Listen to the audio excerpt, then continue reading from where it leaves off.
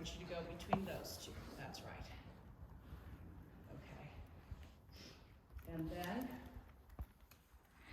you're going to go down there to between the EB cones. Do you see those, the X cones? Yeah. So that's going to be your 20-meter circle. And it's really kind of surprising sometimes how how hard it is to stay into what I ask you to do with cones. Yeah. So I've got a few exercises to do. And then do I want to hit H and M on the circle? Oh, actually, I better give you the other two. Yeah, because it isn't H and E.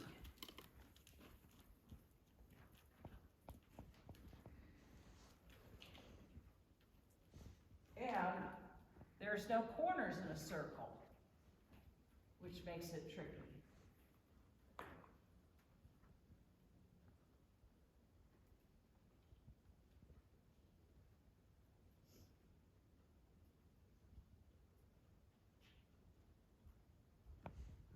Okay, so here's where you're going to touch the rail between this cone and the fence. Okay.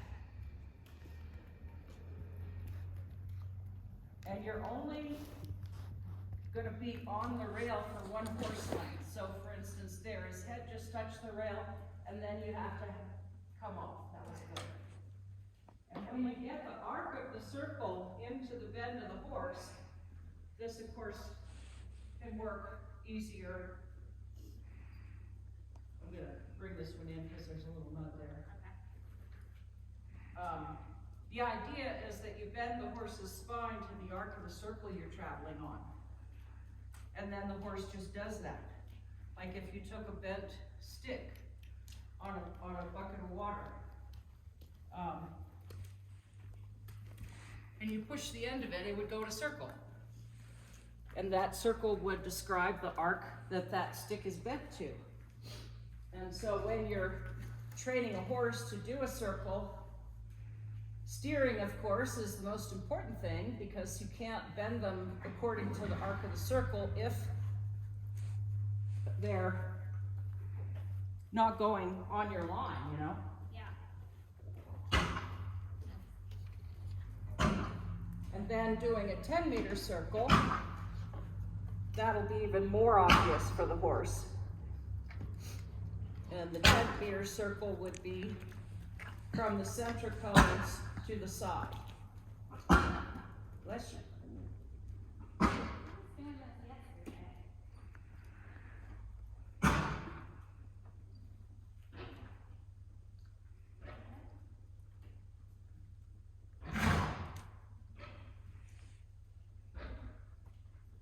He was doing it? It can be just a normal kind of clearing the pipes thing if they do it the same way every day. But if there's any discharge, I don't see any. I haven't noticed any. Yeah, Oh boy. I don't see any. Okay, so let's have you pick up a rising trot on that 20-meter circle.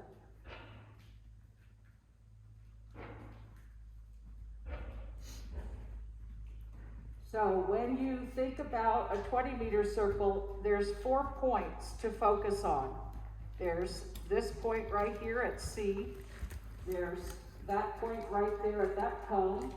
There's the X point, and then the next cone. So what you do is you ride the horse to that cone. As soon as you feel the horse committed to the positioning of the cone that you're headed to, you look at your next point and start riding to that point. So now you're riding to the M cone. Now he's committed. Now look at C. Now he's committed. Look at H cone. Now look at X cone. Good job. That's it. And then bring it back to a walk. Still on your line. Good. Now I want you to weave in and out of the cones all the way up the center line. You can, yeah, just in and out. Trying to change the bend. Good.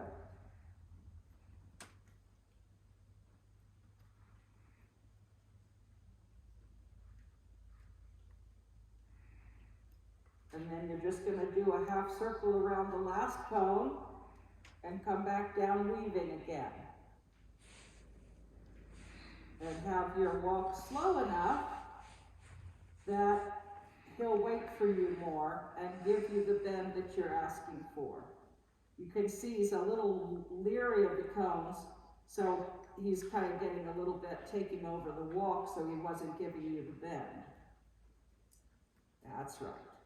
So just bring him back into a slower walk, so he's waiting for you, and then you can ask for the bend. I notice he's bending to the left easier than to the right. Yep. So now make a circle right there around those two cones to the right, and just work on your right leg a little bit to get him to bend more.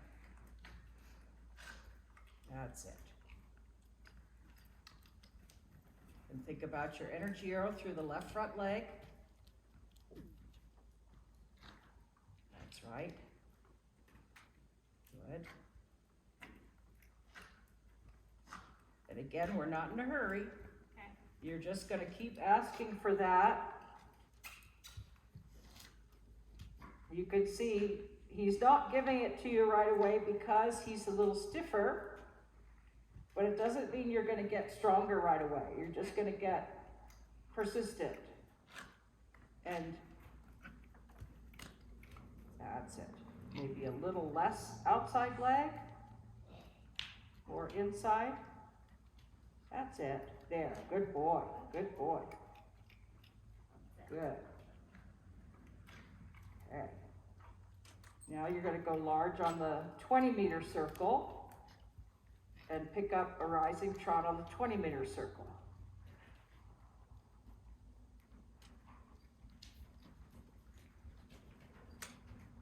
We're not going to worry about that just yet.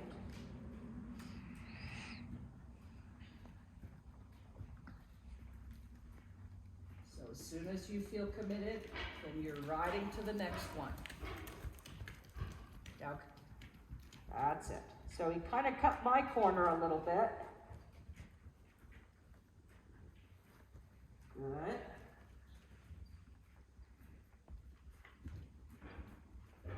Push him out with your right leg just a hair. Good. That's better.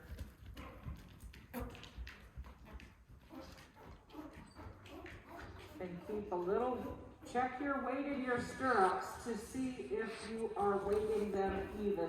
Yeah, I was to the inside there when you said that. Okay. Oops. Good. Good correction there. That's it. Nice.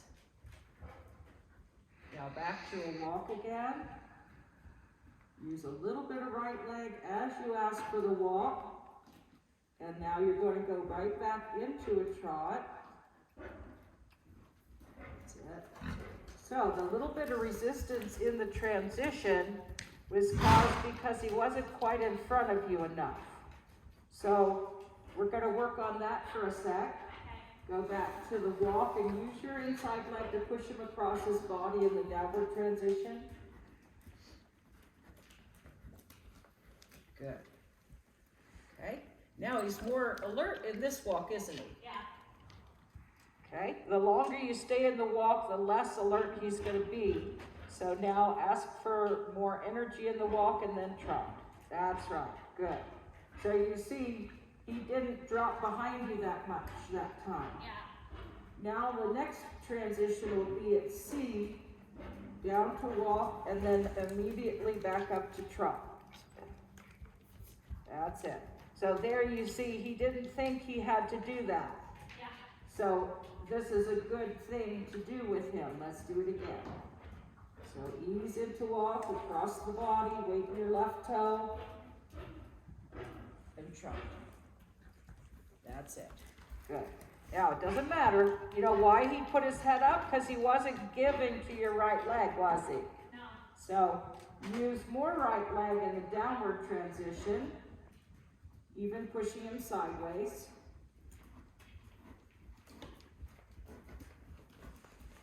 And then keep pushing him sideways and trot. That's better. Now, you can see how that's gonna work, isn't it? Yeah. Good. And then one more time, pushing him sideways into the wall. So you're actually asking him to come under more with his right hind leg. Yep. More with his right hind leg. More, and then trot. That's okay. Now let's do a half circle reverse. I'm not sure if I know what to do. Yeah, that's fine. Now just go the other way. Good. That's it. And now the reason I switched is because I'd rather work on that transition this way because I think he might give to your left leg easier. Am I right? Yeah. Okay, now pushing him sideways into a downward. that's it. Keep the activity good. That's right. And this next time at X, start asking by pushing him across. That's right. Wait for it. Wait for it. Wait for it. That's right. Good boy. So you see, you have to get him to yield sideways before you actually ask him to come down. And the yielding sideways brings the inside hind under more, which sets him up for success in the downward. And then, if you keep asking for that little bit of sideways, there you go. Good. So you see he's a little lazy behind there. He didn't want to, but he did better that time. Stride again at X. Pushing sideways. And keep pushing until he gives. That's right, keep pushing. That's all right, just push him sideways again. Yep, wait till he gives you the sideways action. And then just look up and trot. That's right, good. And walk and pat him. Give him a little break. Good. So in the first ones, he wasn't quite yielding to your leg enough to give you the upward transition without him complaining about it. And so if you take more time in the downward to move him across until you really feel that hind leg step over, like a leg yield. And then the reward for him moving over from your inside leg is the downward transition. And then it's just a matter of training for him to realize that he has to keep giving to that inside leg to make the upward. Because they figure that they get back to walk, it's a vacation. Yeah. So it takes more practice. But also, they aren't, until they have a lot of training at it, they aren't accustomed to keeping that inside hind engaged in a transition itself. Okay. That's a huge thing that they're not used to. And so that's why I didn't, get worried about him throwing his head up, because he's gonna throw his head up until he gives you his inside hind. Okay. And that just takes some practice, and just by you asking for more sideways, Okay. okay? And with the going to the right, I know he's stiffer, Yep, and I kind of feel like he doesn't really move off my leg. yeah, Any advice for that, or do I feel like maybe I'm holding my leg on too much, like do I need to do more? right, you need to jiggle it, Okay, or use a whip, okay. but you also need to make sure you're not leaning over, you're using leg. But remember the bump circles? The what? The, Book circle, did we do that? No. Okay. I'll do it with you.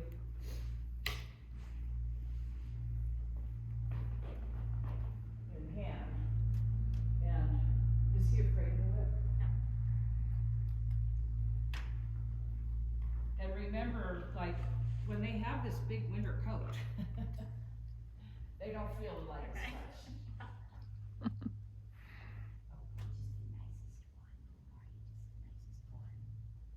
And what happened to the chestnut guy? Is he still? He's still here. riding? Yeah, I just haven't been very consistent this winter, so I'm finally kinda getting my stuff back together and just kind of going back to way basics with him, cause Yeah. he's been off for like a month now, and so he's Yeah, excited and, plus spring's coming. yeah, Is he gonna get cut? I hope so.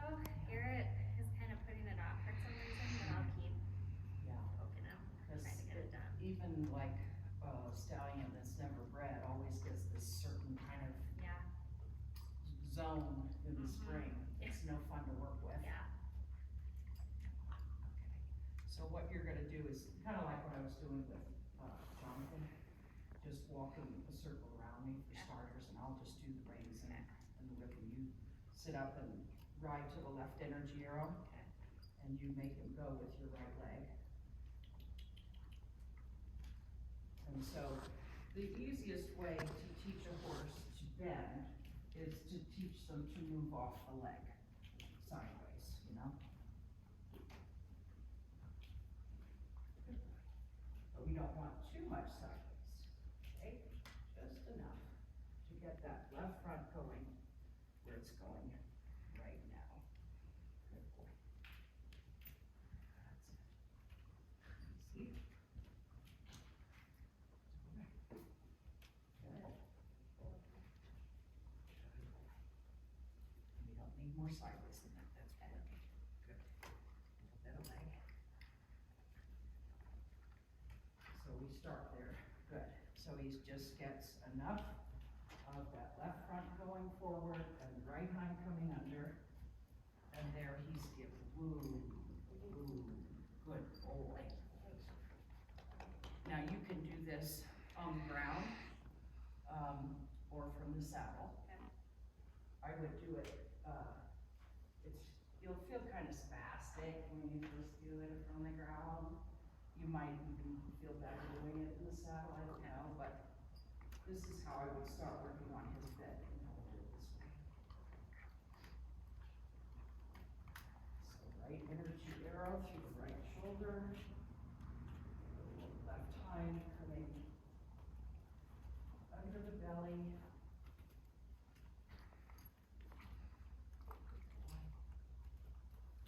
And then I'm controlling the outside shoulder with the outside rein, and not doing the rock of the inside.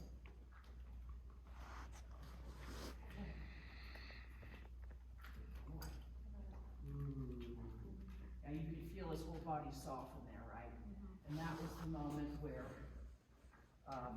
he carried enough weight with his inside hind leg coming under his belly to take the weight off the forehand, and then the neck drops. We Okay. have talked about that, right? And so if I'm doing it from the ground, Yeah. there's no one in the saddle, you just use the whip or your leg would be? Yeah.